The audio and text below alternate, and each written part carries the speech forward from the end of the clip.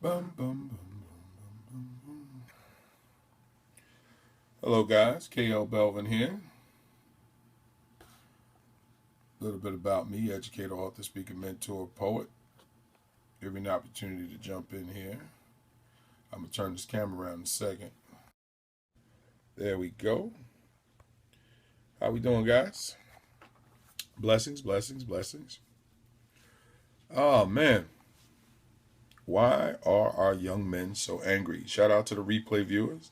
Thank you if you're joining in on replay, or you're joining in live. I appreciate it. Somehow, before we get started, I want to just say, make sure, hello. Make sure that some time before the scope is over, you throw your email up in the comment section, because when I go back to check the comments to send out my personal thank you for the hearts, I will now have your email address, so that way I can contact you if you want to stay in contact. It makes it easier.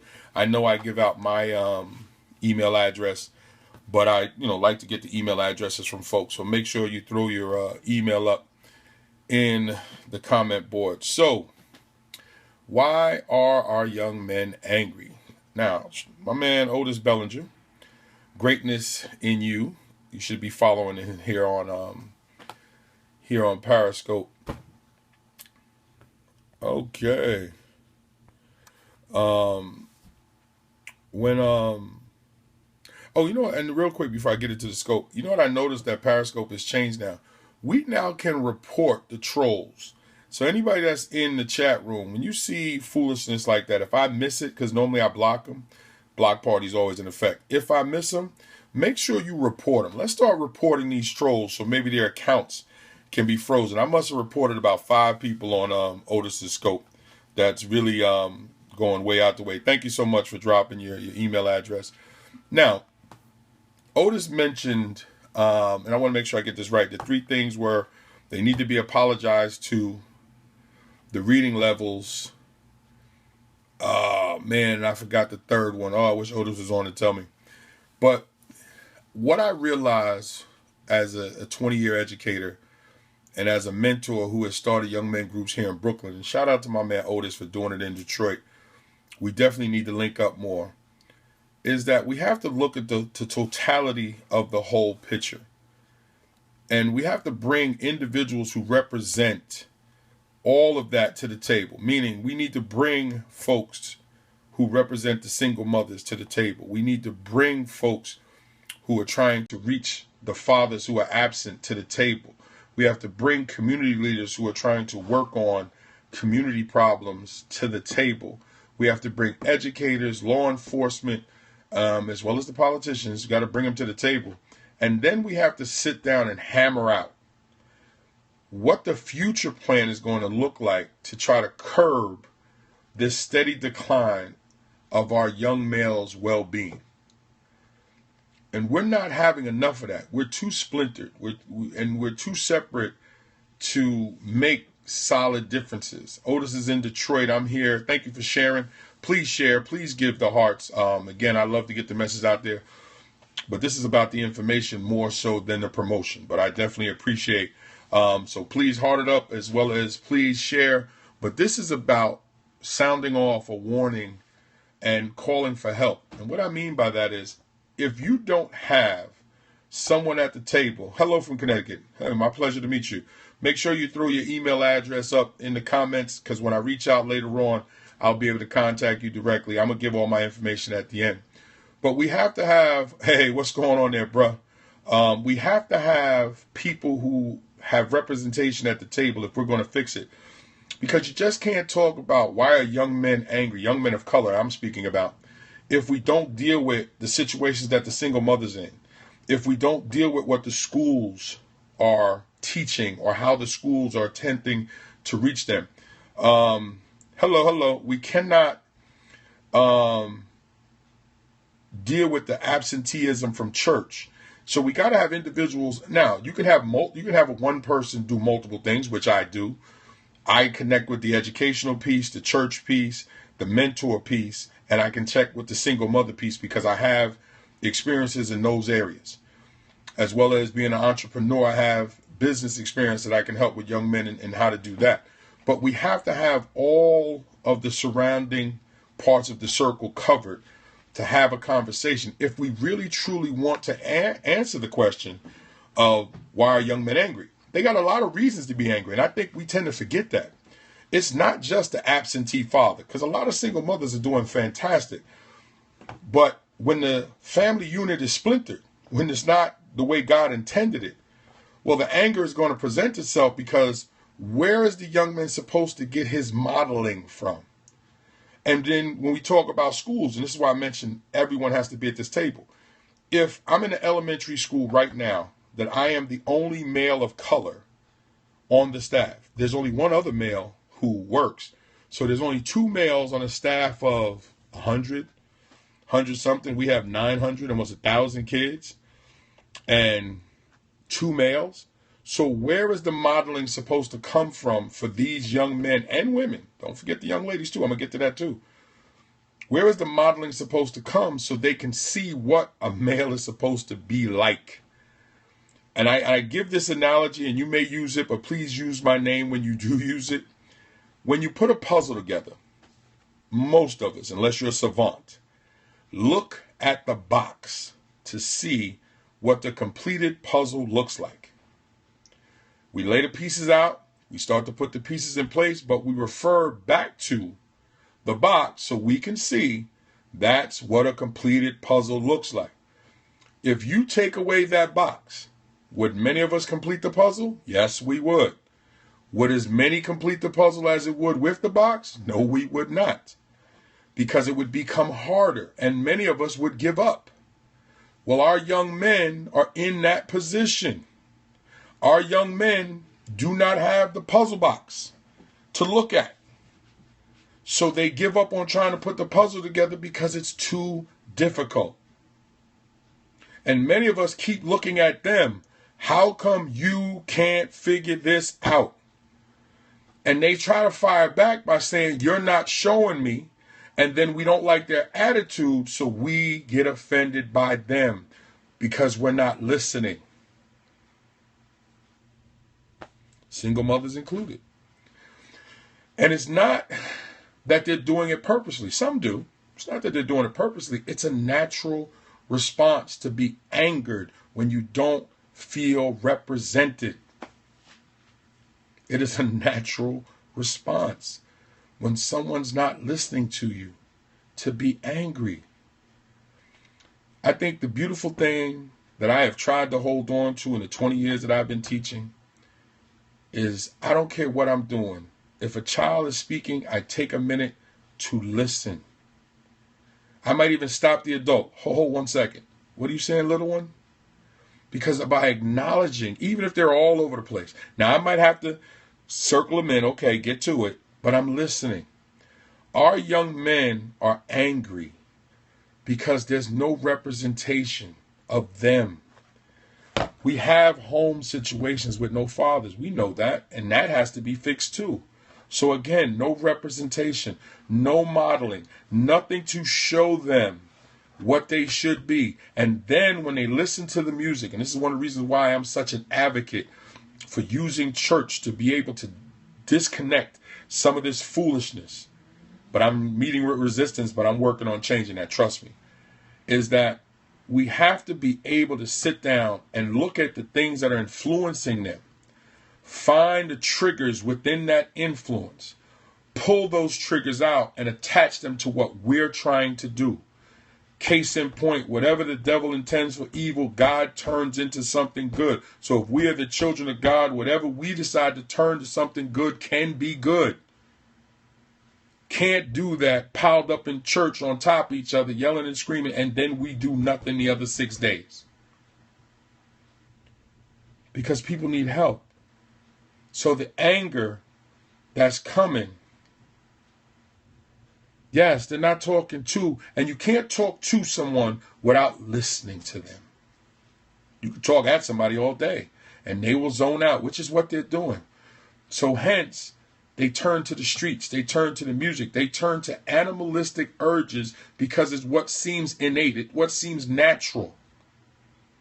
So because it seems natural, that's what they ride out with. So then when we want them to not act on those natural urges, we don't offer something in comparison. You cannot take away something that I am serious about and not replace it with something else I can become serious about. But we figure if we try to scare them, if we try to threaten them, well, that only works to a certain point, because once they get to a certain age, you can't control that. So that's why law enforcement needs to be at the table to at least try to explain at a younger age. Let's fix this now, because if you see me later, then this is what can happen. Let's get a healthy fear of the consequences early, not threatening them. Thank you so much, brother. Thank you. Not threatening them, but explain. It's what I do in a classroom. An explanation requires that you understand first what you are attempting to get someone to understand. The reason why teachers need to be at the table, somebody has to dispense this. Somebody has to be able to sit down and teach others how to teach this. So that table needs to be surrounded, or we'll never get to why children are angry, because there's always going to be water that seeps out through a hole that we leave open. So it can't be just one-sided. It's not just fathers not being in the home. Yes, that's part of it. It just can't be single mothers. That's part of it. It just can't be the schools. That's part of it. It just can't be the church. That's part of it. It's not cops killing them. That's part of it. But we have to take all those parts and find the people who are connected to those parts who want to do good, and then funnel our money into them. Yes, I said funnel. Exactly. But before we can ask them what they need to make it work, we got to make sure we have our resources in place. We can't say to them, what do you need to make it work? And then they tell us and we can't do nothing. Don't offer anything to a child that you can't deliver. So first, we got to get on those that are entrusted with taking care of them. So you can't tell me you can't find 2 or 3 teachers. You can find 2 or 3 pastors, 2 or 3 law enforcement, 2 or 3 social workers, 2 or 3 doctors, 2 or 3 nurses, 2 or 3 parishioners. Before you know it, you got a whole group of people connected to the different areas that could help solve this problem. And then we make demands. Yes, I said demand. We make demands, 2 or 3. That's all you need in every circle. And then you make demands of the people who are spending $200 on Jordans, who are buying their 6 and 7 phone. You don't need the Samsung 7. Why? Because you want to pour champagne on and do it. Do you understand how stupid they think you are to promote a phone that a black dude with other black men are pouring champagne on the phone? How stupid do they think you are that you'll now want to go out and buy those phones? Why? Because Lil Wayne wastes money? Because Lil Wayne thinks it's cute to hold a phone in a fish tank? What they're saying is you're so damn stupid, you'll go for this. So we have to demand that our people stop falling for the foolishness. We have to demand that you don't need the iPhone whatever. People who did this 30 years ago, that's fine. Then they got to give up their money and give it to the people who have the energy. And I say that all the time. I don't care what you did in the 60s, and give to the people in the 2015s, 16s, 17s, 20s. Allow younger folks with stronger energy and stronger bodies to use your knowledge to support them. Be the quiet. The general doesn't go out front for a reason, because if you kill him, now there's no leadership. The general's in the back for a reason. Because you get to him, you could end this whole thing. So the foot soldiers out front fighting hard at the commands and the directions of the generals. But we have to make sure that table is circulated with folks who have knowledge of, and then we have the demand from our people. You put the money in our hands because we have to fix this. Because if we fix it, money will be there. Have no leaders. And we have no leaders because our leaders stopped after the 80s. Our leaders stopped when crack destroyed our inner cities. But that's a whole nother scope, because we don't even want to talk about politics. Like I say, we still need to have politicians at the table, because somebody has to be able to work that when we now submit. But we got to fix that. We have to. But we had to first have them at the table. Now, if you take just the 8 or 9 or 10 areas that I mentioned and take 2 or 3 people, that's 80, almost 100 people. 80, almost 100 plus people. 100 unified people is an army. 100 unified people is a regiment. I've seen movie after movie how one regiment shaped wars, how one regiment saved thousands of lives. So now you're going to tell me with the use of the internet, you're going to tell me with the use of technology as it is, hell, if Lil Wayne can hold a phone underwater and just sit there and go, and all that foolishness, we can't now sit and connect with godly folks and mindset folks and do the things that we need to do? Yes, brother. But old school is why things have to come back, because as I was talking to a brother and we had a conversation, technology has advanced, but culture hasn't. And it hasn't caught the technology. And the technology is advancing so fast that culture cannot catch up. So what we have to look at is what might have worked in the past and how do we make technology work for us, not us work for technology, which many of us are doing, which is the premise behind that stupid commercial. That they're so excited by the technology that they're acting plumb stupid. Well, you know what? We don't need to put money in their hands. But yet, why is it that they make money? Because at any time, you can take that from an ignorant person. Because only an ignorant person will sit there and pour champagne onto a phone just to prove that it's waterproof. What's the point? Whereas if you now take the same money that you're wasting giving to him, but to give it to any one of us that actually has a focus and a focused plan, we become dangerous. That is why we have to demand that our people who have issues give us money. Stop giving it to other folks. We have to demand that our churches take some of the tithe money and save it give it to the people who need it, because that's what it's supposed to be for, right? Well, that's another argument we can have another day. And yes, even in the Bible, when you get the revelations of the 7 churches, 2 were doing what they were supposed to. So I know we can find 2 organizations. I know we can find 2 churches. I know we can find, and that's the symbolism why God took 2 on the ark, but we can have that conversation another day too. Because there's something about why the disciples went out in pairs. Because when you got somebody else that you can talk to, when you got somebody else that can kick it around with you, when you got somebody else who can hold you accountable, when you got somebody else who can say, you know, I think we can do this. That's something, sometimes that's all we need. So you want to understand why young men are angry? They're angry because they're confused. They're angry because they're scared. They're angry because they see the situation that's going on around them and they know they are powerless to do anything about it. So what do most of them do? They give in to that anger. Why? Because that anger has been proven to be financially beneficial. That anger has been a way to keep them warm at night when mom has to work. That anger is what helps them protect their brothers, sisters, cousin, and the bum who doesn't work. That anger is what keeps them safe from going from their house to school, because they got to go through 6 or 7 people who would love to hurt them just because their clothes are clean. So they got to look angry. So the person that might hurt them goes, nah, he looks like he's going to be too rough to deal with. And then he can breathe a sigh of relief once he gets to the school.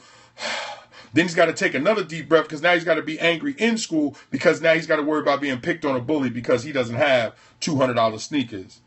And he can only wear the same uniform. He only has 2 uniforms, so he has to keep washing them. So now he's got to be angry about that. Actually, it's clear over here. So what are we supposed to do? So it is not just a singularity. It is a multi-tiered problem that can be fixed, but it cannot be fixed by sitting and just saying, oh, Lord, please change this for us. No, even God requires that we work. And God said we can make demands. And we definitely can make demands of each other. Now, we can demand to God, but we may not get an answer. We can call out to him and everything, but we can make demands of each other. We can hold each other accountable. This is what I've been talking about. You got here a little late. You might have to watch the replay. Our youth are angry for various reasons. I just talked about it. You have to watch the replay to catch up on what I just talked about. But they're angry for various reasons. But we have to fix that. Because all of us are angry. It's not just the youth. And that's the crazy part is we go, why are young black men angry? No. Young single mothers are angry. I'm talking about it now. Young single mothers are angry. Fathers who are doing what they're supposed to do but still being treated badly are angry. Children who actually come from good homes that got to try to protect themselves from kids who don't know any better are angry.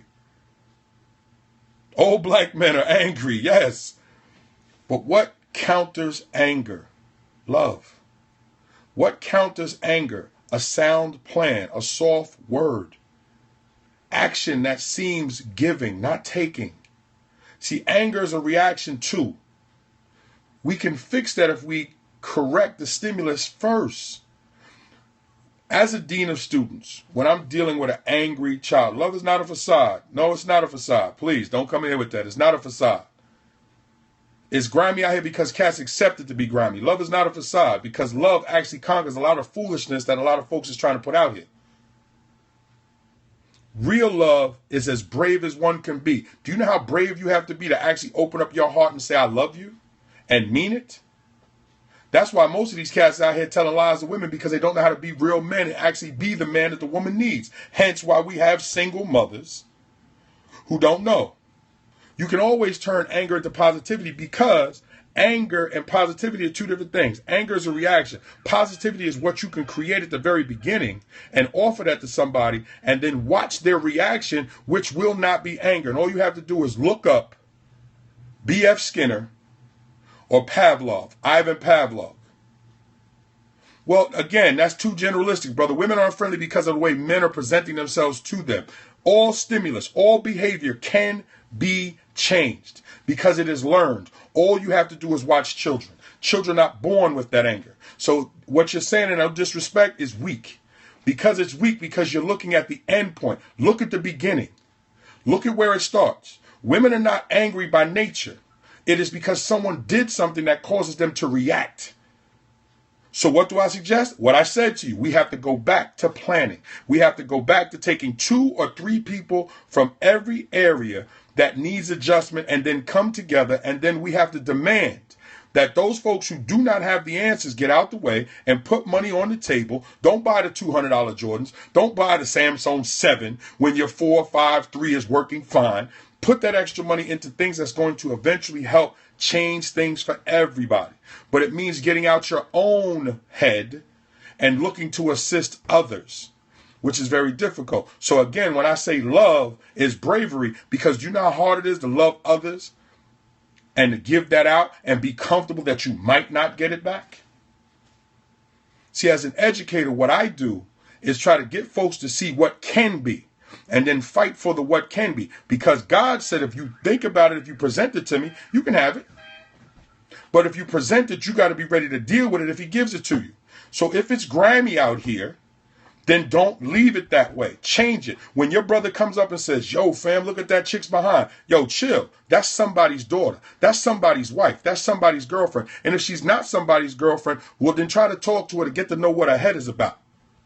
Are you checking your partners? Are you checking your girls that are around you when they're talking about playing dudes? We actually got to start holding our own to a higher level because we've already been as low as we can get. We've already been to the bottom and we've been as far down as people could ever go. But the question is, hello, how you doing from Dubai? The question is, what do we do to change it? We do it by first putting our feet down and say, we're no longer going deeper than this. We're no longer going past this point. And then we have to make different targets. Yes, and hold each other accountable. That's why walking in pairs is so needed. You have a person who has the same focus as you. You start falling off. Your partner goes, yo, what you doing? That accountability helps keep you going. When you're tired and you're fearful, your partner will go, I got you. You sleep, I'll watch. Then when I sleep, you watch. Much different than when you're traveling by yourself. Too often, many of us make it all about our own pain, so we can't get help because we can't hear help when it's being offered. You have to be sick of it, but you're not sick of it if you're still not doing anything.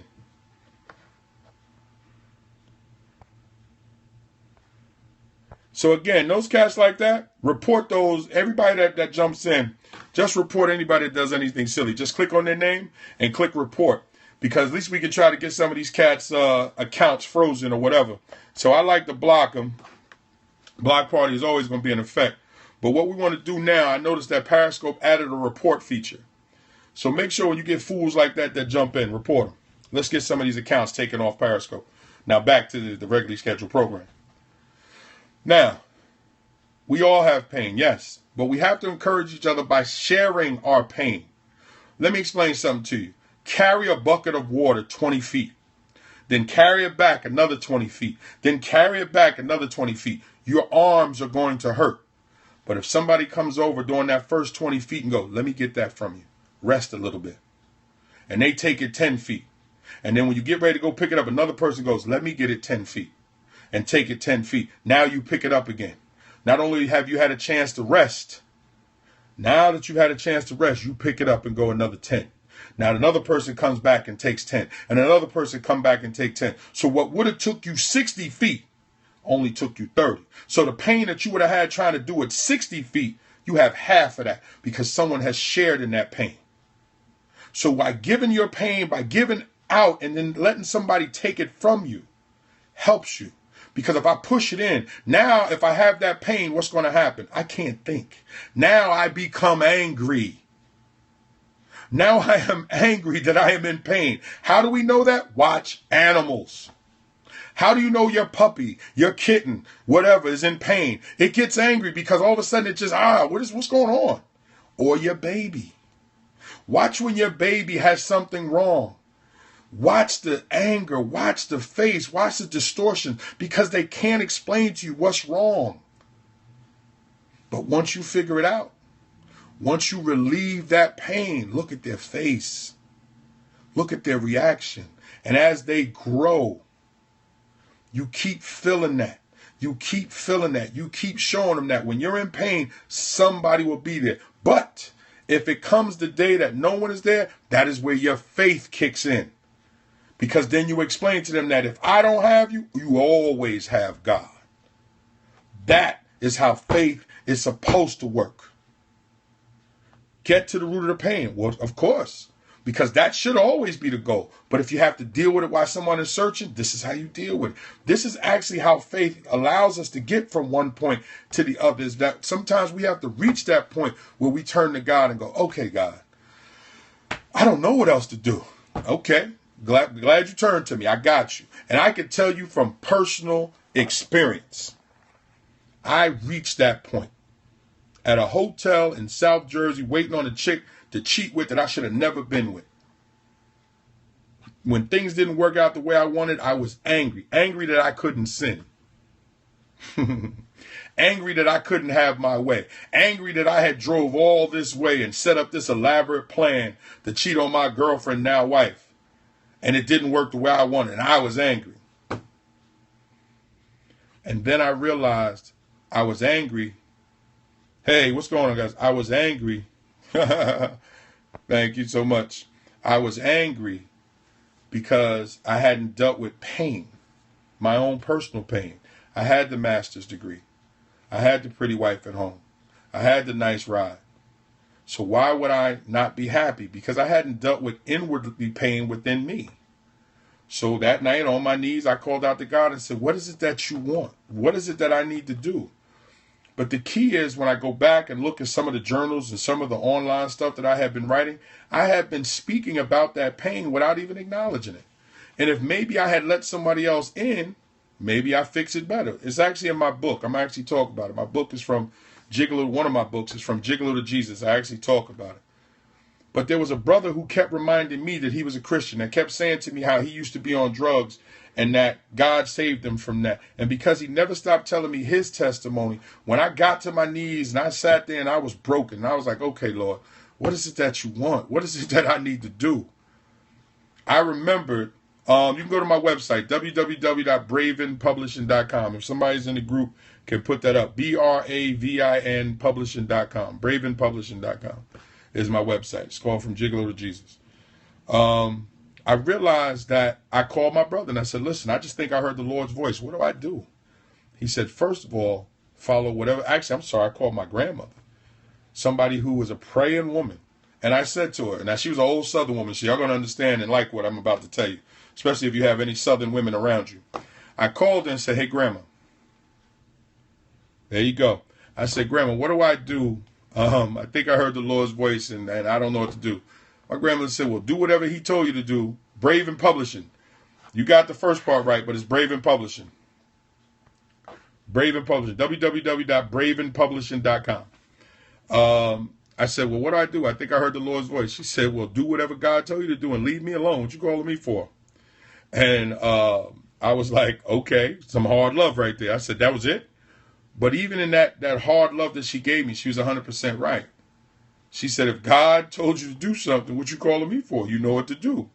So the first thing I did was I called a brother who never stopped reminding me that he was a Christian, who never stopped telling me that when you turn your life to the Lord, you're going to be such a powerful person for God, that I was like, oh, God, why does he keep hitting me with this? And then when I called him and told him, he said, I want you to come and join me at Bible study, because now you got to learn who God is. Just because you heard him, you now need to learn who he is so you could be able to follow him. And I did that. And my life I've never looked back since. Now as a man of God, what I do in trying to heal others, not only do I not share, I share my testimony everywhere, but it's about planning now. It's about applying. It's one thing to come to God. It's now about learning how to live it daily. So, yes, like Samuel, yes.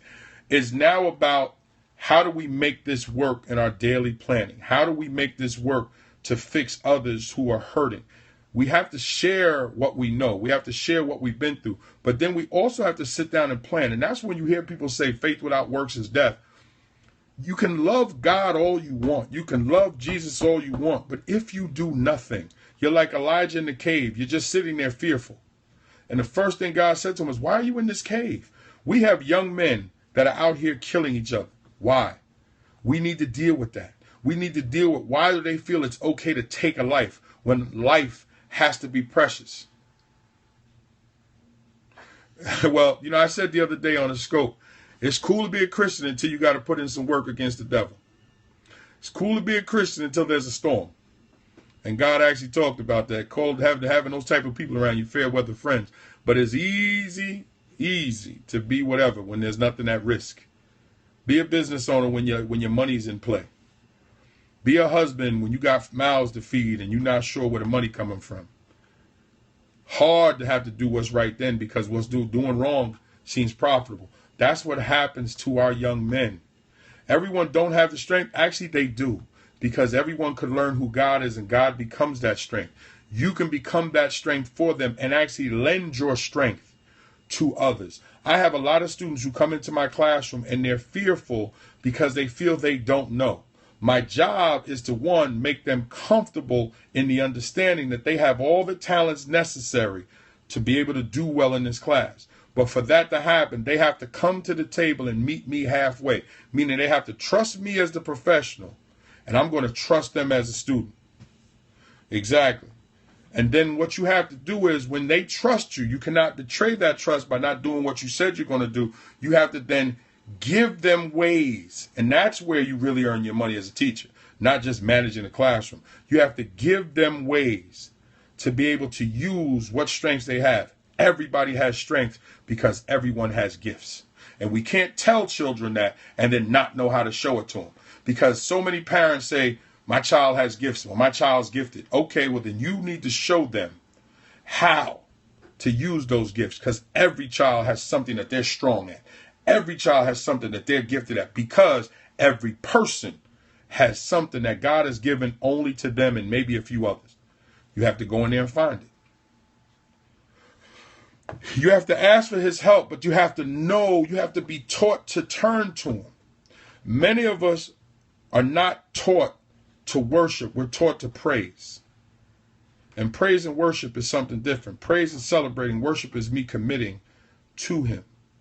So most of us were taught how to praise God. Many of us were not told or taught how to worship because we weren't giving actual plans. We weren't actually sat down and said, this is what the day looks like. This is what the fight looks like. And then it's going to change when you become a teenager. So this is what it's going to look like then. And this is what it's going to feel like. And this is what, and then it's going to change again when you become a young adult. If you draw with me, I will draw right there. Exactly. But we have to teach them how to do that. See, it's not that it doesn't say it. We know it. Just like the world says, if you do certain things, you'll get certain. But we have to teach them. Just like we'll tell kids, I want you to get a quality education. But yet we don't strive for that as ourselves as parents. And I don't want to hear about money, because as a drunk told me in a bar one night, you niggas is funny. Pardon my language. Because libraries have been free since the 1940s, but you won't go into a library and pick up a free book, but you'll complain about what people took from you. Woo! Woo! Why? Because he was 100% right. So I don't complain about what someone has tried to take from me. What I do is go out and get what I can get, and then I try to get others to understand what they need to get, and then let's go get. Because you can't take from all of us. You can take from one person. Hard to take from 100. Hard to take from 1,000. So if internet, Periscope is free, libraries free, we have to start using that to strengthen our understanding of each other's problems, strengthen our resolve in understanding the worth of each other, and then interlocking. Yes, we can interlock here on Periscope. You can follow me, I can follow you. You can look at what I do for business, I can look at what you do for business, and we can connect all of that with the purpose of making things better for the goals that we set. Sunday school, Bible study are free. And I'm working on new Bible study curriculum. I'm working on my second master's degree as we speak. I actually go to Liberty University, and I'm working on my second master's degree because I want to rewrite Bible study curriculum to try to reintroduce young folks to church, but in a different way. I want to target the movies, the music, and the things that they're attracted to. And I want to have the church grab a hold of that and start to tear that apart the same way the music tears apart the faith. My problem has been older saints who are so stuck on rhetoric, they don't see that the numbers inside the church are declining. Young folks don't even see church as an option. They go because they're forced to, and one should never be forced to come to God.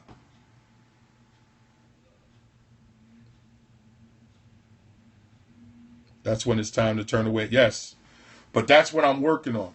And I am trying to work on the progressive pastors and the progressive saints who, if God is unchanging, then that can't mean we don't change. It means God is going to be who he is, who he said he's going to be.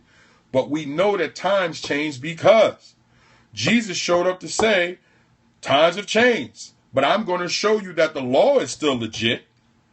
But I'm going to show you how to follow the laws and break it down into two things.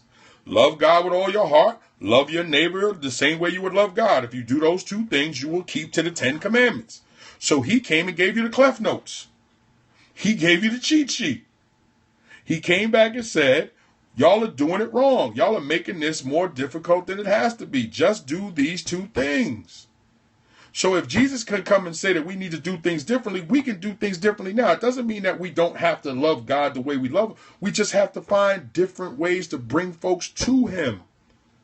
The laws still don't change. The principles still don't change.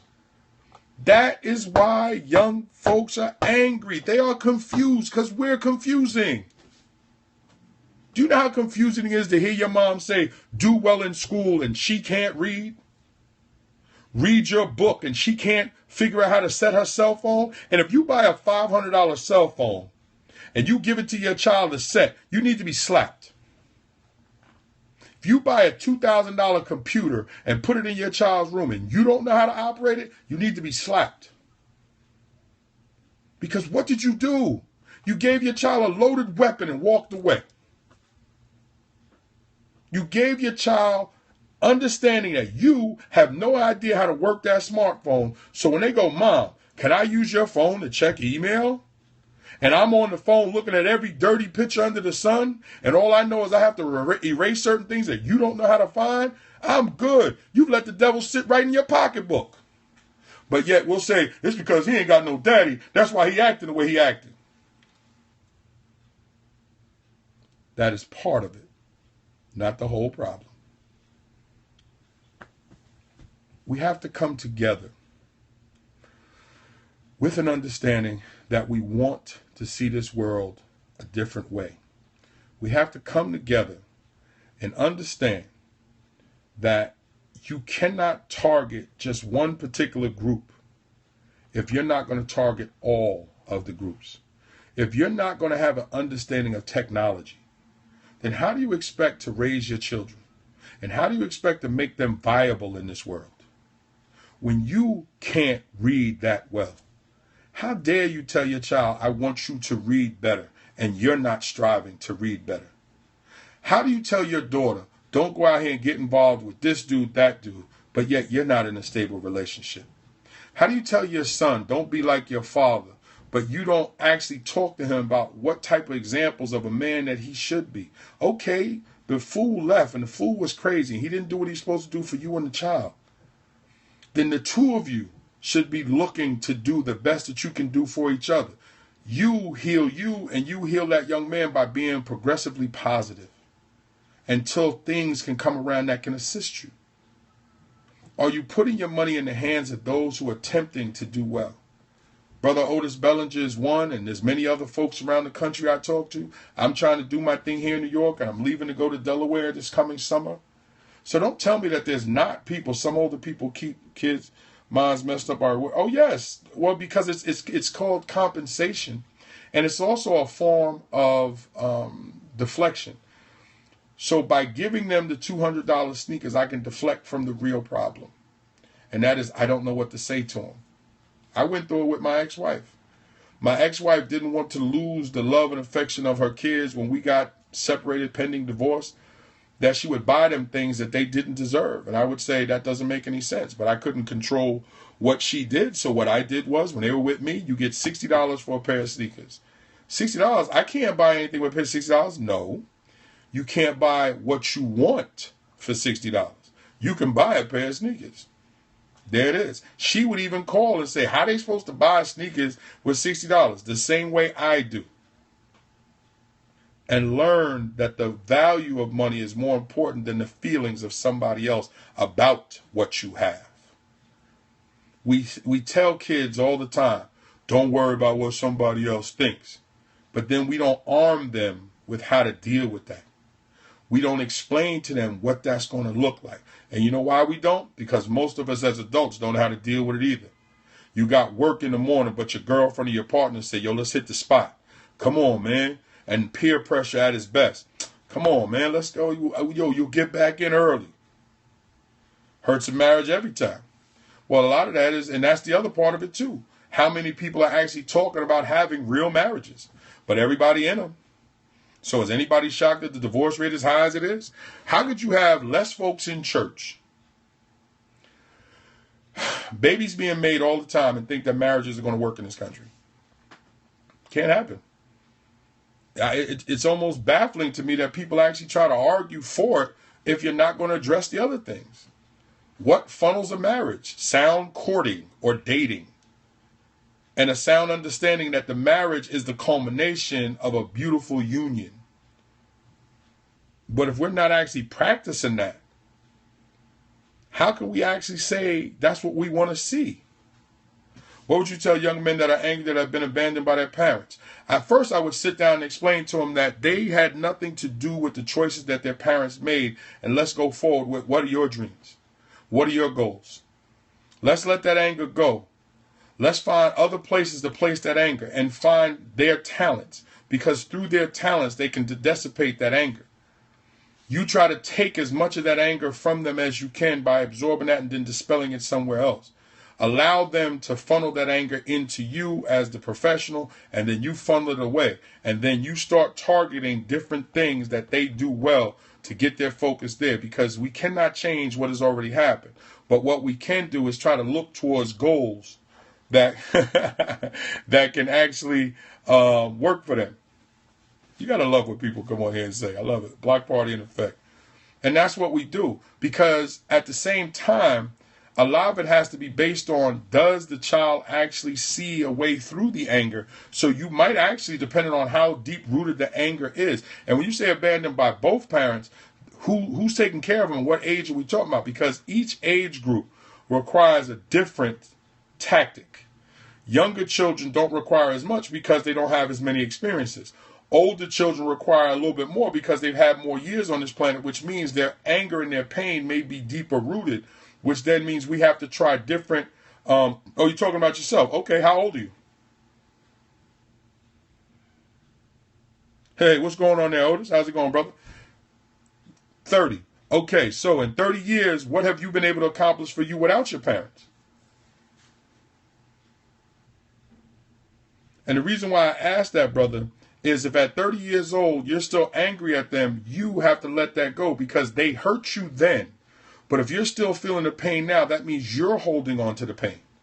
What you have to do and what we would need to do together is first, let's release that pain. Let's look at that pain. Let's actually climb in, sit down, and let's look at it together. When did it happen? What was your thoughts? There you go. Well, listen, you answering your own question. You're doing the things you need to do. But here's the thing. I'll be honest with you. Until you address the pain, you can accomplish all the things that you want. That pit is still going to be there. I had the master's degree. I had the wonderful woman at home. I had the Jeep. So I had to be 36. Yeah, 36. And I was still, how do you know when you're right if you haven't gone through it? You'll know when it happens. You'll know as it's going through. As you're going through it, you're going to realize that you're not equipped to deal with what's going on. That's when you get help. We don't know anything until it happens. But as it's happening, we know if we can handle what's going on. And once we deem that we can't handle it, then we know to go get assistance. That's where you have to humble yourself. Now, back to what I was saying about myself is that once I realized that I was screwed up, I had to learn to let that pain go. And by letting that pain go is I had to deal with the fact that I had no father. Well, 2 years later, I reached out to my father and just wrote him a simple letter. I said, I just want to tell you, I forgive you for everything that you did because I'm almost 40 years old and I'm good. And I don't hold any malice because holding on to malice about what you did by not being there is only keeping me from being who I can be. And I sent that email with some pictures and I left it alone. My father said he read that because we had never seen each other up to that point. My father said he read that email like 100 times and he had thought that my mother had poisoned the water, meaning that he thought my mother had said such negative things about him and she didn't. So then here we were, 2 years after turning my life around, I'm sitting across from my father. Now, sitting across from my father and he started telling me what was going on with him, we were exactly the same person. So how could I now be angry at him when I had did some of the same foolishness? Now, I talk about this when I go out and I talk about this when I speak. So let me let you in on this. Now, hold on. It's going to sound real interesting. When I met my father, I had never, hello from Canada, thank you so much. I had never met my father until I was 39 years old. I moved around a lot in foster care and abused in the system, and I blamed it on my parents. Okay, now, I understand that, and that's natural. But the key thing is that you've been able to focus to become a professional in certain areas. The same focus that you use to become a professional in those areas is the same focus you're going to have to use on the mirror. You're going to have to look in the mirror and have a hard conversation with yourself. If you need somebody there, you can do that. You can try to do it by yourself. If you're unable to do it, then you can sit across from somebody. And what you need to simply do is see yourself saying, Mom and Dad, I forgive you. Because you don't know what was going through their heads to make the decisions that they made. So you're holding one-sided weight. If you don't know why somebody did what they do, then you can't fill in that narrative, what works for you. Anger became the fill-in. Because they did, you're like, I hate them for what they did. But if you don't have knowledge of what they did, and all I have to do is give you one picture of something different, it changes the narrative. And what I mean by that is, let's say they gave you up because they felt if they had stayed, they would have killed you because of their behaviors. As wrong as it is for leaving you, if it was now going to keep you alive, then there's some justification to it. Not saying that it's right, but it's justification for what they might have been thinking. What I'm saying is until you can sit across from them and know what the narrative really was completely, yes, you still forgive them. You still forgive them because holding on to anger is you, not them. See, if somebody hurts you on Monday and you're still angry on Friday, that's not them hurting you. They hurt you on Monday. But if Friday you're still angry, then that's you. That has nothing to do with them. They did what they did. And one of the things that I explain to young adults when I'm talking to them is, do not continue to hold on to the pain because you're allowing somebody to keep beating you up weeks and days and stuff later. Stop. And deal with why you're angry. If you're angry because you didn't get a word back in and okay. If you're mad because they got the last punch and you didn't, okay. What do we do from today? How can we go forward? Okay, it's over. But it also takes some acceptance on your part. Yes, they still have power. They're still hurting you days, months, years later. But it's not difficult to, thank you so much. I appreciate the hearts, guys. Thank you so much. And definitely, please share with everybody. I see folks being invited. I appreciate it. Thank you so much. I'm angry because I don't have a relationship with God. Well, you can start that today. You can start that right now. Just say, Lord, please forgive me for my sins. And open yourself up and say, I accept Jesus Christ as my Lord and Savior. Lord, please take me from this point on and show me where you need me to go to be who you created me to be. You can start that right now. But the question is, do you really want to? Because one of the things that I deal with is it is about you wanting. You have to humble yourself and say, I want to fix this. Am I a religious man? I think that speaks for itself. That question has been answered. Yes, I am highly religious. I am a Christian. I am a believer in Jesus Christ, and it is not my job to indoctrinate you, just to inform you what I am. Your choices are your own. So if you want to be, feel free. If you don't, feel free. I have no problem. I'm going to love you either way. Now, the idea is, and all the parents that are on this scope, and any teachers, and any Sunday school instructors, and anybody else, the key is, well, you keep messing up. Okay, that's what you did. That's not telling me what you're going to do tomorrow. What you're going to do tomorrow is address what you just said. If you keep messing up, then that's where you start your fight. You look in the mirror or get a piece of paper and write down all the things that you've done to mess up. And now create a plan that you don't do those things tomorrow. See, what you did is what you did. How can one man be so teaching? Well, the mistake is you're seeing him as a man. See, as a man, then it makes it seem frail. He's not man. God is God. God is everything. But if you make it seem like man, then you actually start to look for flaws instead of just simply saying, I believe it, and faith is the belief in things not seen. Just simply believe. My son said, I said not. Could you retype that again, please? But that's what it is. Just get away from forgive yourself, like exactly. Let's get away from what God is, and let's just look at what we've done. If we're screwing up based on what we've done, then what's wrong with turning towards God and saying, well, let me see how this works, if we haven't been able to get to where we say? Because if you read what God offers, it's so much more than what we've been able to do. So then why would we rely on ourselves? Doing it ourselves has gotten us into trouble. So why not have a sense of direction that is at least different than what you've been doing and see how that works? And I mean, go at it honestly. Honestly say, I've given up my heart to see what this is. Many of us can't do that because we still want to hold on to who we think we are. Hence, the problems that we've been dealing with comes back. Okay, that's fine. I'm glad you said that. Now, if it's in there, we can dig it out. I'm glad you said that. Trying to forgive is an attempt. The first thing that you have to do is literally say the words, Mom and Dad, I'm sorry. I forgive you. And when you go, why am I forgiving them? Because of the anger that you held towards them. Just simply say, I forgive you for what you've done. And at this point, I'm going to let you go and just take care of me. Feel it in your heart. You're going to get emotional. The tears are going to come. Your heart and your whole body is going to feel a little bit different. It's okay. The first thing you say is, Lord, I'm going to travel with you right now. I need you to walk with me because I don't have parents. But I guarantee you, start to think about, you've had people around you. You did not get to. No problem, brother. Thank you. Appreciate all the hearts. What I can tell you is that you didn't get to those positions that you typed in earlier without somebody being there to help you. Lean on them. Actually be open and honest to the people that you do love, because there's got to be somebody that you do love, or you wouldn't be on here right now saying that you might need some help. So just simply say, you can hit me up. Main office, my email is mainoffice@bravenpublishing.com, and we can talk. Because here's the thing. You lean on the people that you love, and you say, this is difficult for me because I'm trying to let go of pain that I had for my parents. Then dig into your talents. If you're a chef, start creating dishes. Right, but I feel showing them what you think and feels a weakness. Again, it's your mindset. If you tell yourself it's a weakness, then it becomes a weakness. I'm telling you it's a strength. Do I seem like a weak person? Being humble is not weak. Being humble takes incredible strength to let others see that you're willing to let things go. Do you know how much strength that takes? Do you know how much strength it takes to tell someone that hurt you, I forgive you?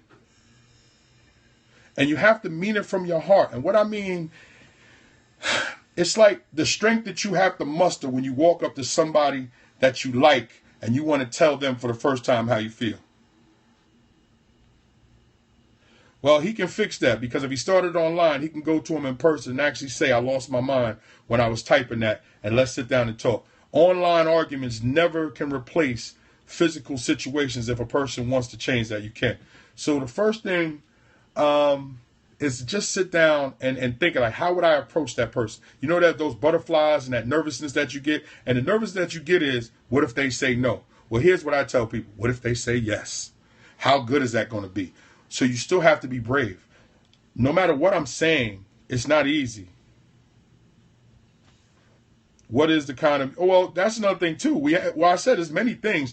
We actually have to curb what we listen to, what we read, what we watch. We should stop watching less television, because television is so violent that it's filling us with so much that our reaction to most things is negativity and violence. But that's something that I talked about also, and I will talk later on. You also have to change what is in your circumference. And what I mean by that is change what you are connected to. Change what you're reading. Thank you so much. Bravin, main office at bravinpublishing.com. That's BRAVIN publishing.com. And you hit me up. I'll give you my contact number. We'll actually talk, and I'll help walk you through that, because you have a lot of positives that you posted. And, well, just follow me. I'll follow you back. I got you. You posted a lot of positives. So it's maybe a kind of standard quo of being tough. Well, the status quo of being tough, again, is a menagerie. It's a menagerie at best, because no one can tell you what being tough is for you. Let me tell you something. I watched my daughter being born. I watched my children being born. There's nothing tougher than a woman having a baby, because I know I couldn't do it. I was shook up just watching the baby come up out of there. I'm still shook up.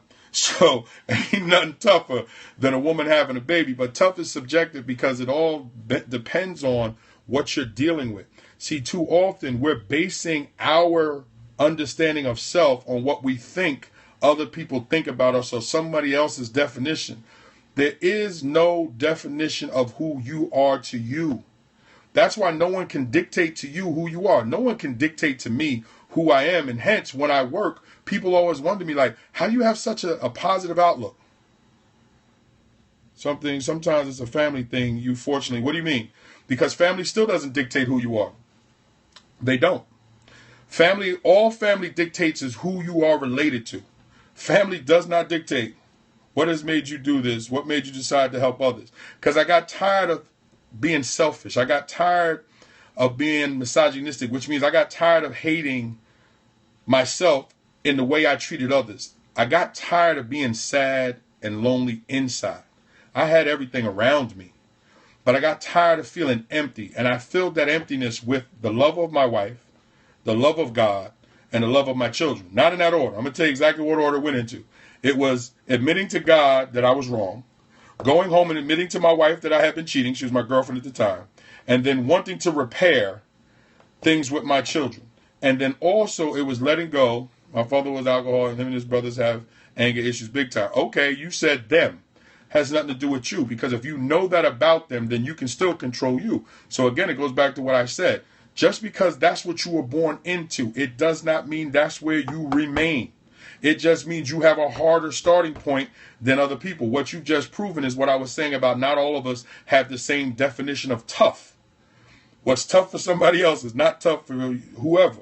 The key is that we still have to force our way past the roadblocks that may have been placed in front of us by others.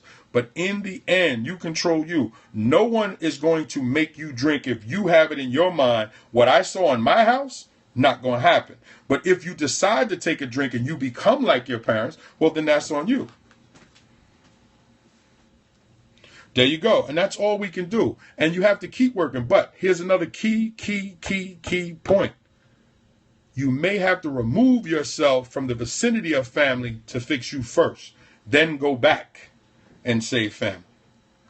Joseph needed to be in Egypt to find out who God wanted him to be before he could take care of his family. And it was his family that did him dirty. So he had all the reason in the world to be angry. But instead, he needed to be turned into a slave. He needed to go to jail. He needed to be treated as if he raped somebody, only to turn out to be one step under the king. Do you think he knew at the time that he was sitting in jail for a crime he didn't commit that he would now be the vice president of Egypt? The largest nation in the world at that time? That's how God works. See, if we think on manly focus, we'll never get to where God wants us to be. We actually have to say, God, I know you see all this. So I'm just going to thank you so much. And I'll check that email in a little bit. God, I know you see all this, but I'm going to keep pushing forward because I know you got something better for me somewhere. It may be not here. And you know what? I'm going to be very honest with you. It may not be in this lifetime. I got to be real with you. It may be when you get to the other side and God says, I knew you could hold all that. I knew you could hold all that. Now let me show you what I got for you. And we have to believe that. And some people say, well, that's foolish because you would be giving up your life now. Okay. I'd rather do that than just be wayward and out of control down here and then later on find out I was wrong and now I got to answer for all that. So you could choose whatever you want. That's the reason why when someone asks me, was I religious or whatever, I'm not trying to indoctrinate nobody. I got a hard enough time trying to do the things I need to do. That's it. Sometimes our job is just to lay the road, get out the way. Somebody else get to ride across it. Somebody get to ride down it. Sometimes we just the cast and lay the cement. We don't even get to drive across the road. We don't get celebrated. We don't get nothing. But you do, because if you know you did it and you did it well, you take pride in it. When I walk into a classroom, I don't get to see where my children are going to end up. The beauty of being in teaching 20 years is that now I get to see kids that I had that were 13 and 14 years old who are now grown and have children who say to me, Mr. B, I loved your class. Or I have them on Facebook. One of my students is in a video that he just got a full ride to NYU. And you know what? The fact that I'm still connected to him. Let me tell you how God works. In the school that I'm in right now, one of my former students is a teacher. She can't stop telling people. I'm like, will you stop telling people about your former teacher? You make me sound old. And one of my students, his mother was one of my students. I teach health, PE, and I fill in as an ELA teacher, math teacher, and I am a dean of students. So when you wild out, they bring you to me. But I am leaving teaching because I'm working on my second degree in human services, a specialization in ministry and counseling and ministry, because I actually want to do more. I'm an author. I'm not the drill sergeant. I'm just not somebody you want to play with because I don't deal with games, and head games don't work with me. Thank you so much. I appreciate you taking the time out, and I definitely appreciate the hearts. I'm just somebody that the mental game doesn't work because I see the world as it can be, but I never stop looking at it as it is. That dual vision allows me to be who God created me to be. I don't believe in God, but I see why people have faith in him. But okay, that's fine.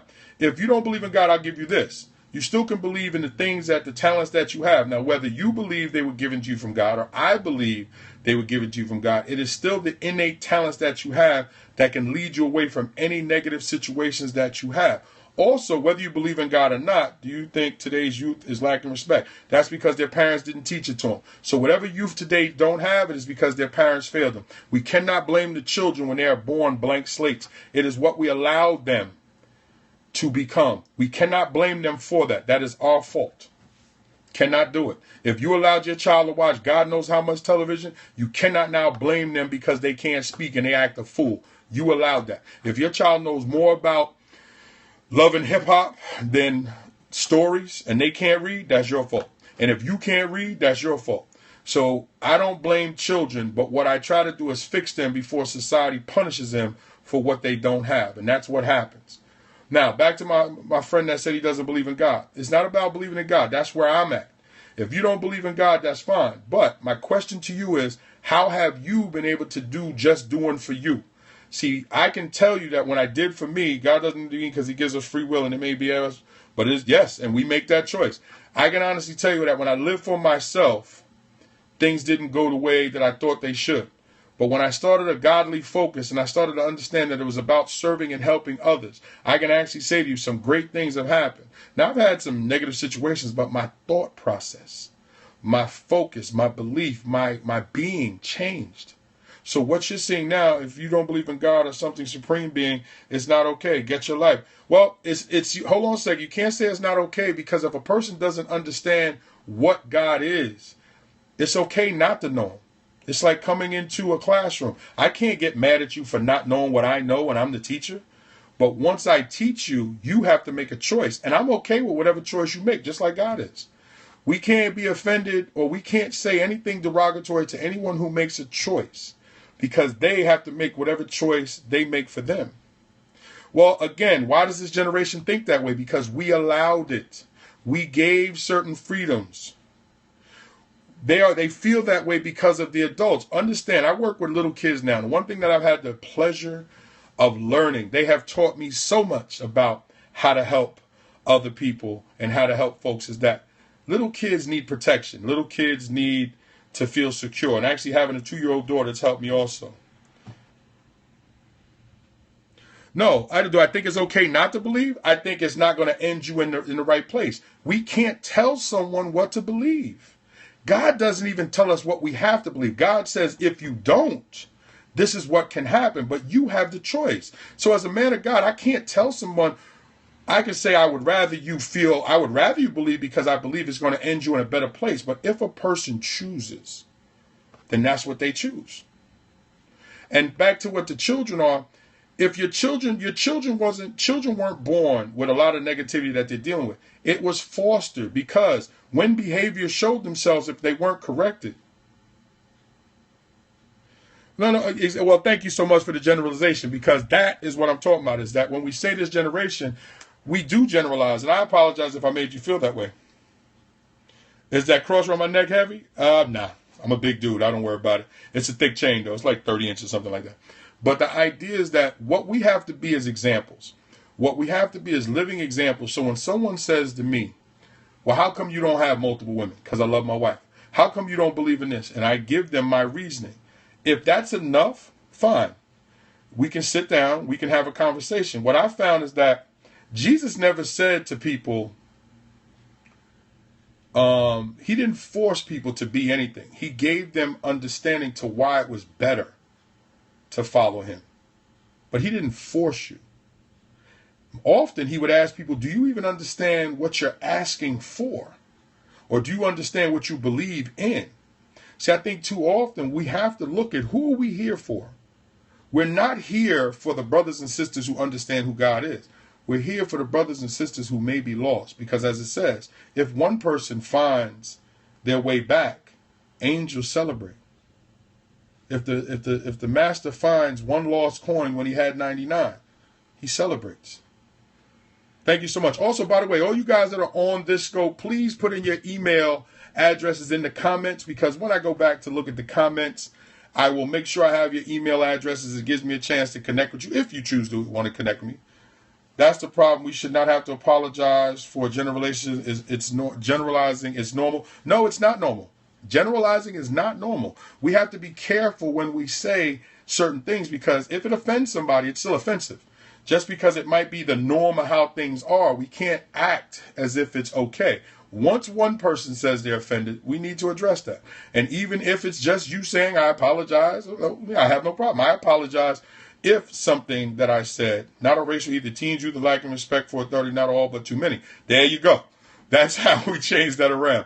But either way, we've gotten to a problem right now where there's a disconnect between, they do get offended too easy, but that doesn't mean that we should just ignore it because they do. We just have to realize where it's coming from and look to help deal with folks where they are. You have to deal with people where they're coming from, not where you are, because if they're trying to get to where you are, we still have to remember that everyone has a starting point, and that starting point may not be a starting point that we agree with. So we have to actually reach them where they are and be able to get them to focus on where we want them to go. Because actually, anybody that I work with and anybody that I am trying to help, I want them to surpass me. Because if they surpass me and I was able to reach 10, 15, 20, whatever amount of people, that means if they surpass me, hopefully they'll be able to help more people than I helped. So the goal has to be to try to be as engaging, as inviting, and as open as possible. So people, actually, I need your email address, because I got the Twitter, what's the name will come up. I'm talking about your email addresses, because actually it's a way for me to get in touch with everybody. But so that's what it has to be, and it has to be done in a way. Thank you so much. It has to be done in a compassionate way, because if a person feels like you are belittling them, they shut up. Oh, yes, I help adults. That's who I work with, too. Because one of my goals is to try to get older men to come home and fix their relationships. I counsel kids and older men. Right now, my counseling schedule is with men and a couple of women who have sat down and wanted to counsel. So I do private counseling. Some adults never grow up. My man, that is so true. They don't. But that's because some people keep themselves in a mental state that works for them regardless of their chronological age. You have two ages.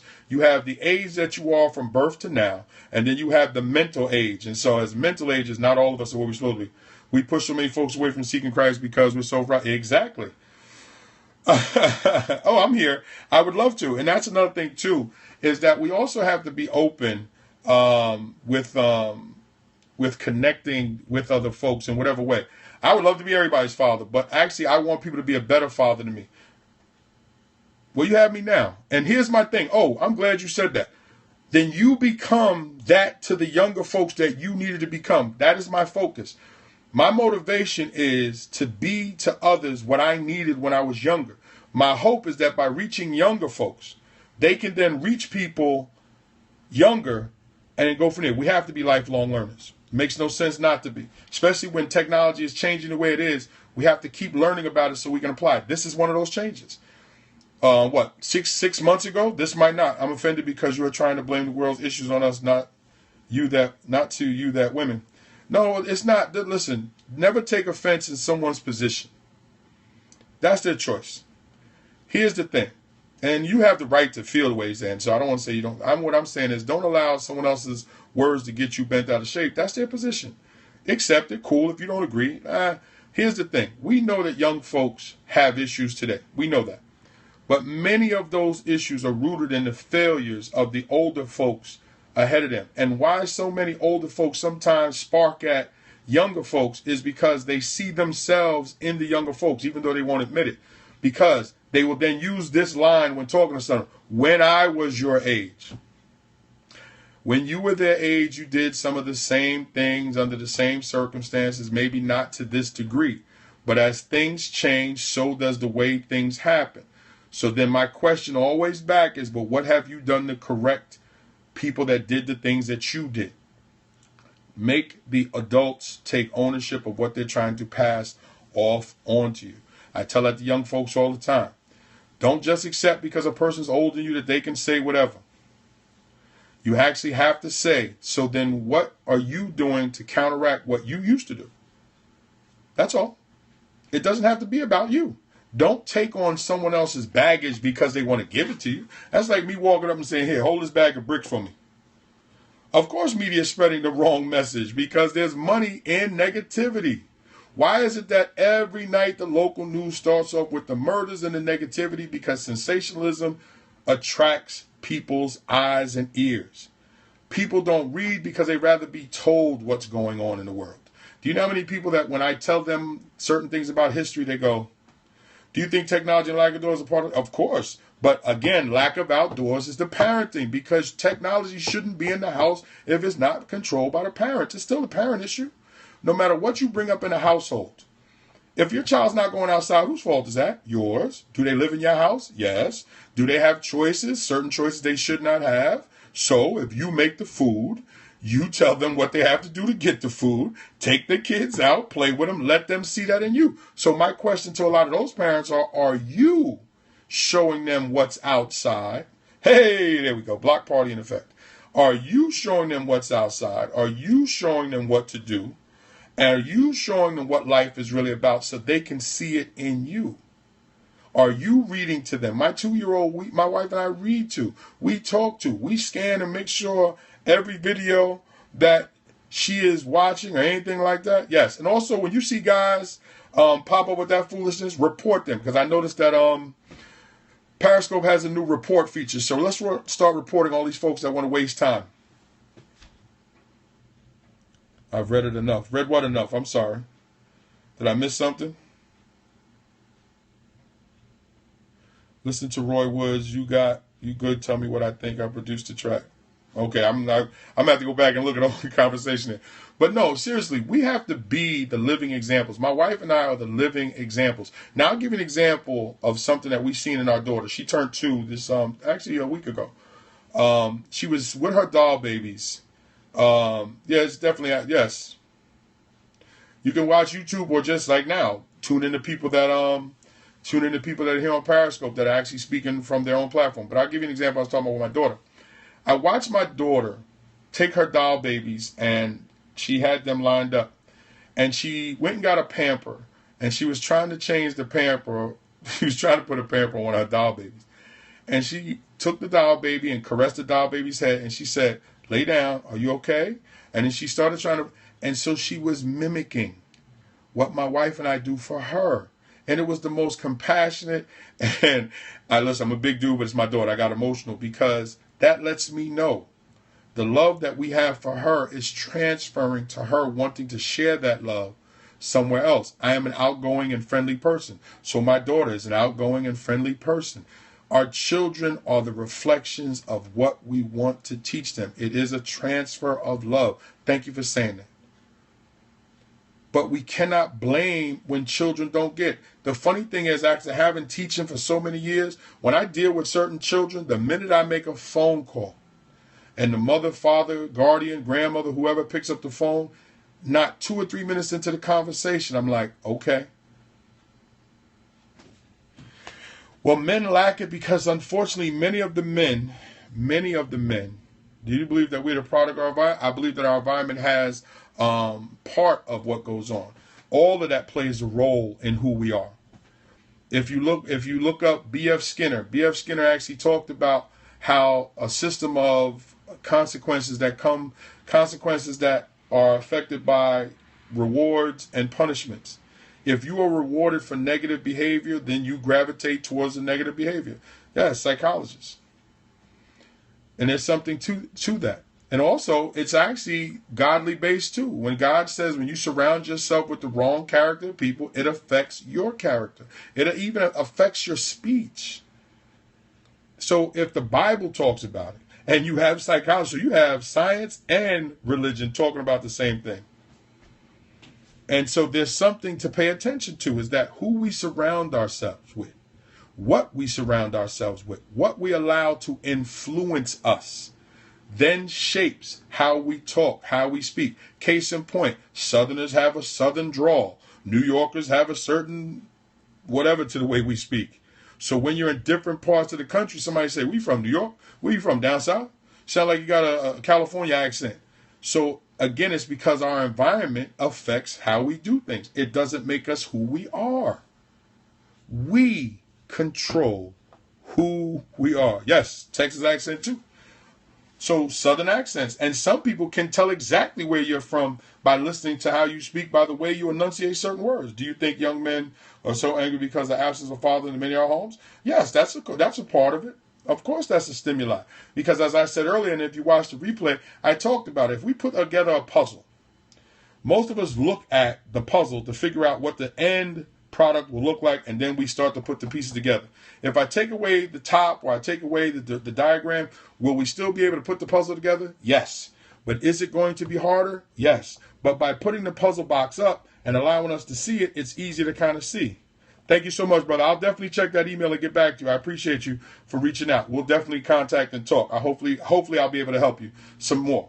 But I appreciate you stopping by, and thank you for the hearts. Now, what does it have to do with the father not being there? If the model of a consistent model is removed, but I'm not about to tell him I love him because he made the choice. Okay, but see, that's your choice. So you're holding on to your love because you feel he wronged you. So you're exercising a form of revenge. You hurt me, so I'm not going to say I love you. Okay, I love you.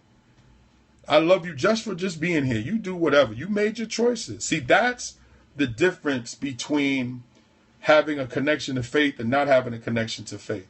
See, as a man of faith, I'm not a one woman can only do so much. Yes, that's true. But you can also try to get as much help as possible. You can try to surround them with as much as possible. And you can only do what's physically and financially possible to you. But you can make sure that it's positive. You can make sure that there's a balance. You can make sure that you're emulating a lot of the things that you want him to be. You can talk to them about it and have conversations, attempt to do all the things that a mother can, and that's it. And then you pray a lot. My mother prayed over me, and then by the time I was 39, I got a chance to actually meet my father. My father and I have been great the last 9 years, and I needed him more at 39 than I did at 19. I wouldn't have heard him at 19, but I gladly needed him at 39, and we have been fantastic since then. Yes, it was Otis. It was Otis's topic that sparked it for me. And again, if you're just getting here, please watch the replay. We talked about it a lot. But what I'm saying is, when you remove the model, then it does get harder. Now, that doesn't mean that single mothers can't, but actually what I said earlier, and I'll go back over, we have to invite 2 or 3 people from every part of the diaspora if we want to change this. 2 or 3 people that are reflecting single mothers. 2 or 3 people that are respecting those fathers that are not connected. 2 or 3 people that represent schools. 2 or 3 people that represent churches. 2 or 3 people that represent law enforcement. 2 or 3 people that represent the community. And we have to sit down and say to ourselves, how can we now fix the problems? Then we have to demand, and I said this earlier and I'll say it again, we have to demand assistance. I think that if our culture comes together with a strategy to reduce crime, not just crime, because crime is going to be there because people are going to do things negative. We have to have a plan that needs to be funded by those who need the assistance and want the assistance. Because when I can sit in a middle school and see at least 10 kids with $200 Jordans on, and know that some of these same 10 kids have issues that should be fixed, something could be different. We might not need Jordans. Maybe get something else and take that extra and put it towards the kid's future. Put it towards programs that can maybe help the kid get to the point that he can create his own Jordans. Or when I see a kid wearing $300 jeans, $200 sneakers, a $500 coat, and got a $500 phone on their hip, and I'm like, wow.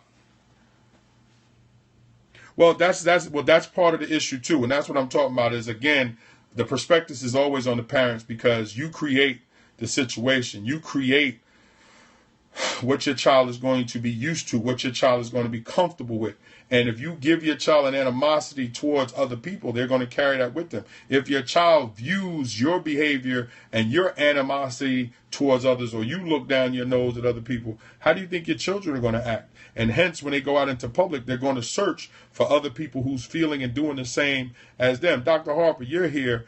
You talked me into working with elementary kids, and I thank God that you did.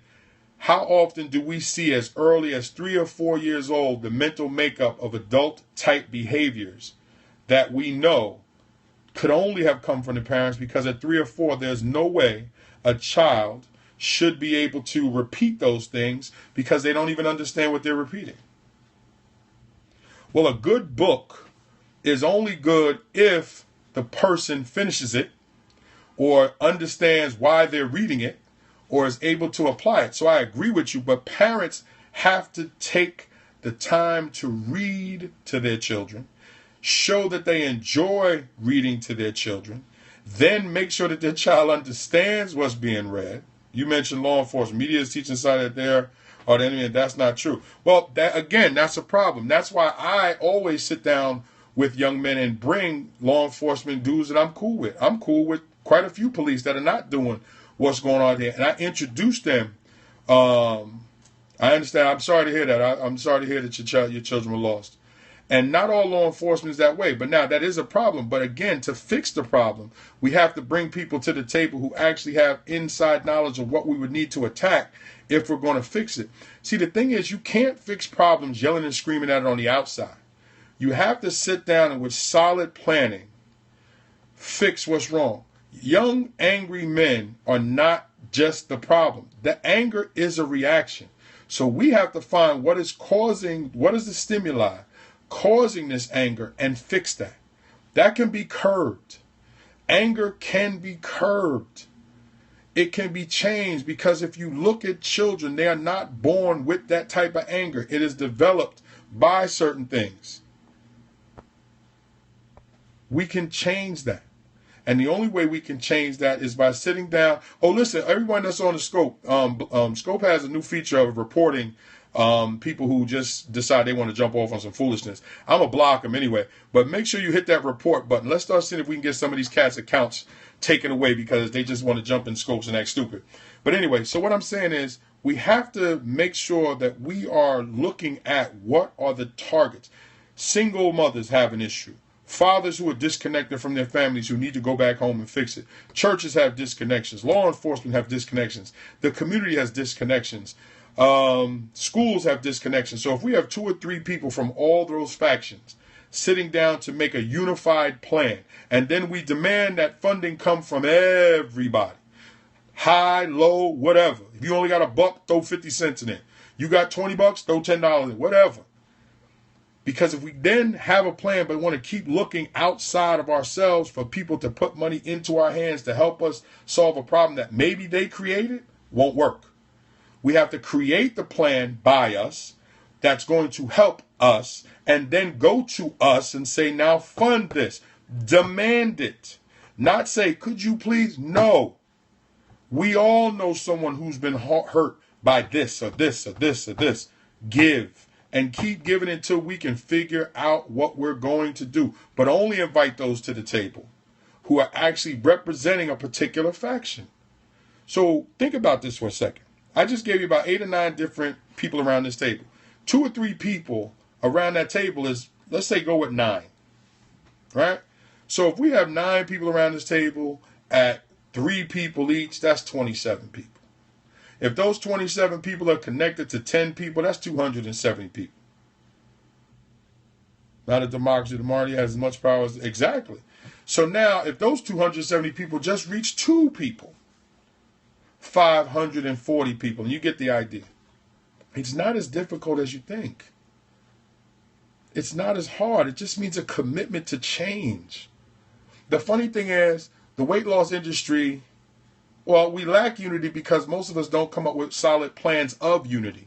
So most people who want unity don't actually hear anything that makes sense, so they don't do anything. We have to. We have to come up with sound plan. And first of all, just start in your own home. Just start in your home. Just start in your home. Just start. Well, that's a generalization, but maybe they're concerned about credit. I'm not, because you actually don't need it until you have something that you actually want to do. You actually can do so much with just money. But just start in your own home. Start with fixing in your own home. Are your children... Well, the Million Man March didn't do as much because as much folks didn't come home and do what they were supposed to. Okay, I see what you're saying. Oh, yeah, I got you. Because a lot of them just wanted to see who was there. But I'm saying start in your own home. We don't need to go any further than that. And then once you start in your own home, look on your own block. Who on the block needs help? Okay, if you have decided you're going to help someone, who on your block... Thank you so much. I do speak. I'm holding, if you're in New Jersey, May 14th, I'm having a chat and chew. So I'm inviting about 20 people to come have lunch with me. And we're going to sit down and have a conversation at the Longhorn Steakhouse in Woodbridge, New Jersey. So if you need tickets for that, shout out Keisha Green on Facebook. June 4th, I'll be in Detroit. Shout out to Odis Bellinger, who was here in the scope. I'll be at Wayne State University speaking on building better relationships. June 4th, Saturday, June 4th. In July, I will be in Chicago for a book event there, and then I'm having a book signing at the APS Books and More. I'm still working out the particulars in July. And in August, I'll be at another book event. Well,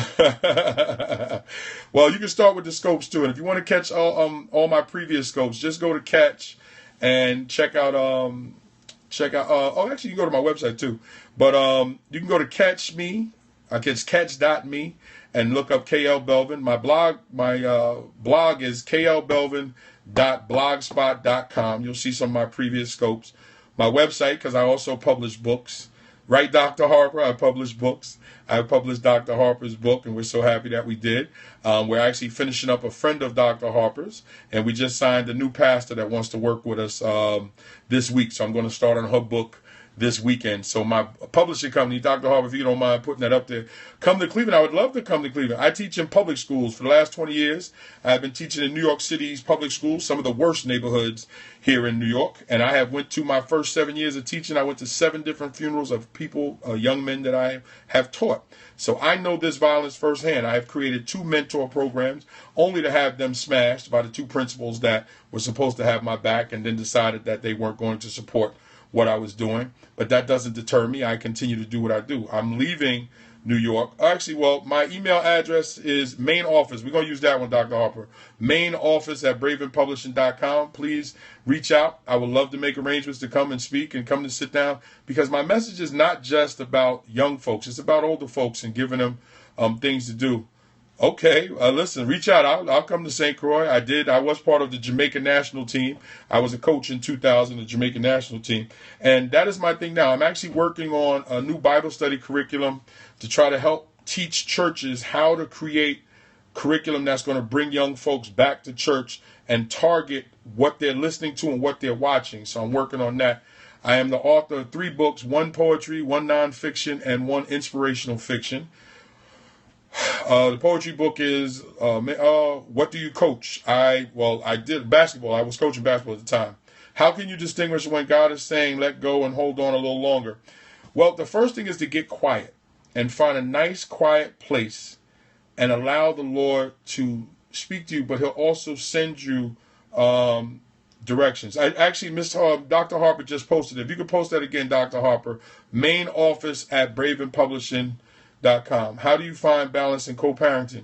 Do your job and make sure that you're doing your job as the co-parent, and don't worry so much about dictating to the other parent. As a person that's happily divorced over 16 years now, one of the things I did when my ex-wife and I were separated, was I made sure my focus was my children. I didn't care about the foolishness that she was trying to put me through. I made sure if I was supposed to be there on the weekend for my sons, I was. I saw my sons during the week. We talked on the phone, and when they were going through their issues with her, I didn't deal with her. I dealt with them. And I never spoke bad about her because it was something that she was waiting on. No. And when I started dating my lovely wife, and same thing. When it was time, I introduced my kids to her, and I made sure I set the example of what I want from them. Now, 16 years later, my sons and I are great.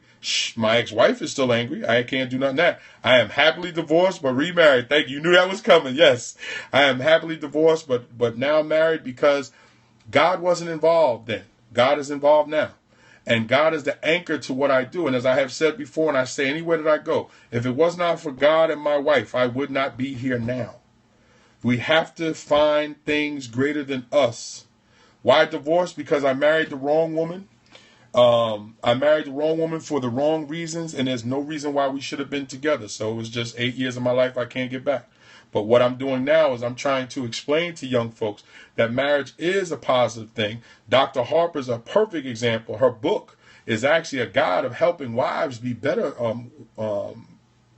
role mates and soulmates to their husbands. So definitely check her out. But what I'm doing now is trying to get folks to understand that marriage is a beautiful union when set up right, when it is the goal. It can't be the let's get married and see what happens. It has to be the goal, and you go from there. But listen, guys, I've been on for a little while. I got some work to do. Oh, excuse me. But what went wrong? I was in a marriage. I wasn't married. Yes, I am a Christian. Thank you. Just because I had a bad experience, I wasn't a good husband. I was a horrible husband, and actually, I wrote about it in my book, From Gigolo to Jesus. I was everything. I respect Islam. It's a faith. It's not my particular choice, but if that's for your faith, no problem. I have love for my Islamic brothers. I have for my Jewish brothers. I have love for everybody. Everyone has to make the choice that works for them. I don't disagree. If that's your belief, that's fine. If it's fake, then we shouldn't have any more to talk about, right? I say it's not. You say it is. Conversation really should end right there. Nothing else to discuss. But anyway, gigolo, Gigolo. See, this is what happened when you were away from the streets for so long. Americans kill Muslims? Well, actually, people kill people. It has nothing to do with the faith that they choose, but we're not going to have that conversation. So I'm going to tell you what, choose another scope for that, or you're going to make me block you, bro. I'd rather not have that conversation. Now listen, we don't have to put Jesus over anybody. He's already over. So we don't have to actually say that to anybody. Actually, we open the door to anybody to come to us and allow us, exactly, respect all religions. We leave the door open. That's why I didn't block them. I don't block folks that have a problem with my faith. I block people that just act stupid, because it's okay to believe what you believe. It is the idea that, remember, the eunuch was reading the Bible when a religious man said to him, do you know what you're reading? And then he taught him. So we have to be open to everyone to be able to have conversations with us, because it is our actions, it is the way that we choose to carry our beliefs that will win people over. Well, satanic folks they're making choices. Yeah, that's true. They're making choices. But anyway, guys, I'm going to get ready. Now, see, now you're going to waste my time. So now, what I'm saying, thank you, Dr. Harper, I appreciate that. No, but the thing is, when discussing marriage, is that for me, like anything else, and back to the subject at hand really is, why are young men angry, is that young men being angry is only a symptom of. The whole point of what I've been talking about for God knows how long is that we have to look at all of the stimuli and look to fix it at one time. And then in doing that, we can actually start to cut down on the things that would create the anger and would create the problems. If we just focus on one particular aspect, young men being angry, that's just focusing on the headache. We got to focus on what's creating the headache. We have to focus on why whatever's creating the headache is in place, and what can we do to change that or alleviate that or get rid of it. And we have to do that. And we have to support each other by creating sound plans for each other and with each other, and allow each other to really see that it's working. We actually have to be open to say, this is what I believe, this is what I've done, this is what I'm doing. But we have to search out others. This technology is fantastic. Dr. Harper's on the scope, and I'll give you an example of what I'm talking about to show you that I'm not just talking. Dr. Harper and I had a conversation 2 summers ago, Dr. Harper, or was it 1? 2 summers ago. And she had told me what she was thinking about doing. I said, well, if God said to you, write your book. Okay, we had the conversation. She then decides, you know what, I'm going to do that. She sits down and decides to write a book. She comes to me and says, I want you to work on the book. Now, we had already worked with a friend of hers, Marissa, who did the cover for another person I was working with. Now, these are all godly folks. Marissa spoke to her fine. We do her book. So in doing her book, it then extends herself. So Marissa does the cover for her book. She enjoys the work that we do. We continue to have conversations. We see we have similar values. I help her in what she's doing. She now takes some of the information I give her and starts to connect with folks that are going to help her build her own plateau. She then connects me to someone else who reaches out and says, I spoke to Dr. Harper. I'd like you to do my book, which then I do her book. We're almost done. And now that is what we start to do. Now, here's the beauty of it all. Dr. Harper is in Tennessee. I am in New York. Marissa's in Tennessee. Dr. Harper and I have never sat down to break bread. Not yet, but we will. But by the use of technology, we have made godly connections. She has now taken the book, which is the product of our godly connection, and used that book and her knowledge and her expertise to help people where she's at. The technology allowed us to be able to connect with each other, to use each other's talents. So then she can help people where she's at, and I help people where I'm at by also referring people to her. So this way people can know to get her book and actually work on their marriages and everything. So we have to do that. And it's also one of the reasons why I'm doing more traveling, because I want to be able to get out, talk to more people, help more people. Hence, by doing that, I now was able to connect to Odis Bellinger, who's having me come to Detroit. Also, Keisha Green, someone else that I've gotten to know, I finally got the chance to meet last Saturday. We're now doing some work going forward in May. So if we get out and use the technology to speak to others about what our platforms are. Have you been before? And I don't know what that means. I'm sorry, I have to clean that up for me. So if you do the things that you are trying to do, be the change that you want to see, God will start to align the people up that he needs you to connect with. And then by you connecting, and if you listen and allow him to speak to you. Meaning, look at who comes. Sit and look to do godly work, but use God as the focus. By using God as the focus, it is on my website that we are a faith-based company. It is on my website. I do not work with certain types of genres. Some people could get offended. I'm not worried. You can get offended, but I'm telling you the truth. By doing that, I now have closed the door to certain people, and what has gravitated to me? The people that I am trying to gravitate to. Hence, when God said, if you take 2 steps closer to him, he takes 2 steps closer to you. Now, he did not say in what form. He did not say in what form. But if he sends you somebody, it is the same as dealing with him because that's his representative. He said that. Oh, my integrity, yes. What I am is what I am. I am going to be exactly that. And as I say to folks often, I have God to answer to before anybody else. So our business is always going to be on the up and up. It's another reason why our prices are posted on our website, because I don't want any foolishness. I don't want anybody having, yes, kingdom networking and kingdom business is so important to me. It is what I look to do. It is what I'm about. I am about. So I thank you so much, Dr. Hoffman. We definitely appreciate you, and we can't wait to do some future work. And actually, your friend's book, I actually about to go pick it up in a little while. I'm about to run over. It should be ready. I'm excited to go through it. I think the topic, molestation, is a fantastic topic. So her book will be ready today. And once I go through it, y'all will be able to check it out in a couple of days, I'm hoping. Oh, my gosh. I didn't plan on staying on this long. But all right, listen. My name is KLBELVIN, if you have not figured that out. I want to thank everyone for the hearts. I want to thank everyone for the love. If you're watching this on replay and you made it this far, wow. Please make sure before I go, you put your email address in the comments, because when I go back to look at the analytics, I will look at everyone's name and everything, and I'll get their email address. I can be found on Facebook. Actually, hold on, let me back this up. I'm on every social network. Hit the hearts while I'm just running through my bio here. I am on Facebook. I am on Google+. I am on Twitter. All you have to do is look up KLBELVIN. My website is www.bravin, BRAVIN, publishing.com. bravinpublishing.com. Just tap the screen. If you're not sure how to give hearts, just tap the screens. If you want to share this out, if you have an Android, you can slide this up. You'll see the share button. Just click it. If you have an OSI device, meaning an iPhone, just slide it to your right, and you can hit the share button, share it with people. Now, I am a public speaker. I am an author. I am a poet. I am an educator. I am a mentor. I am a loving husband, father, and most important, I am a man of God.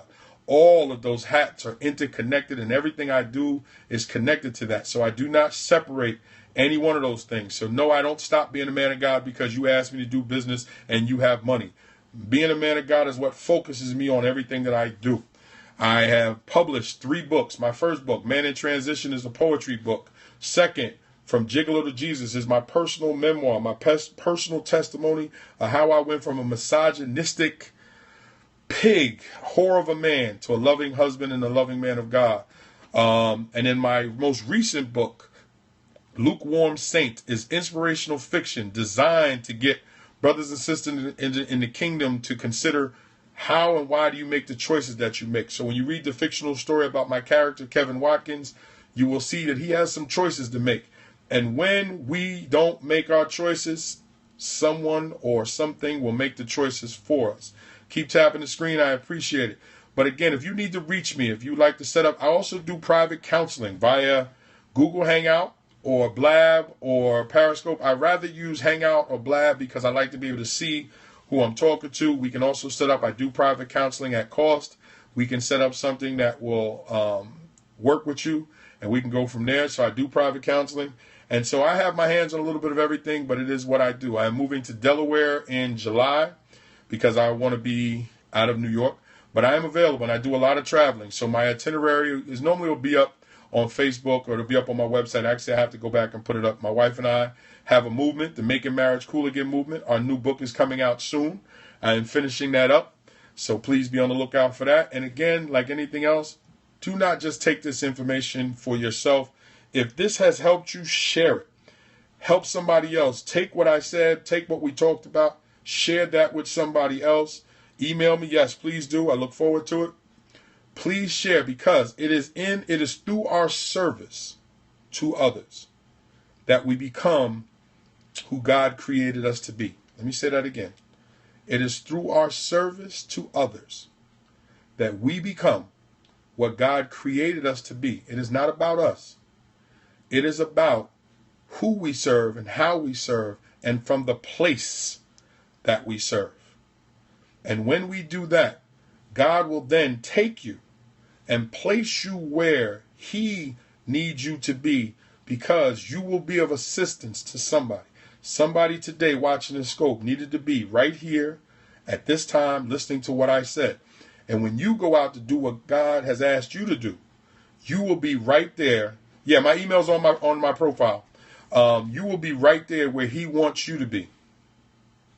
So again, it's time for me to go. Dr. Harper, you know I love you, darling, as always. Thank you so much for telling me that teaching elementary school was going to be pleasurable. It has been beyond pleasurable. It has been such a learning tool, and it is something that I'm going to look to continue to do. When I move on to Delaware, I was not going to teach, but now I might actually look to work at elementary school when I go. I still got to finish up the second master's degree, so I can do something in that meantime. But I want to thank you so much for encouraging me to make that move. It is, and I have been, I don't even know how I'm going to say goodbye. I'm not trying to think about it. It's going to be hard. I'm not trying to cry in front of the kids, but it's going to be real hard to tell them goodbye with all the hugs and the love that I get. Actually, one of the teachers asked me the other day, "What are we going to do when you leave, Mr. B?" I have no idea. I said, I'm not trying to think about that right now. So I want to say, yes, they're loving it, and I'm loving them. And the adults is wondering why all these kids are running and hugging me.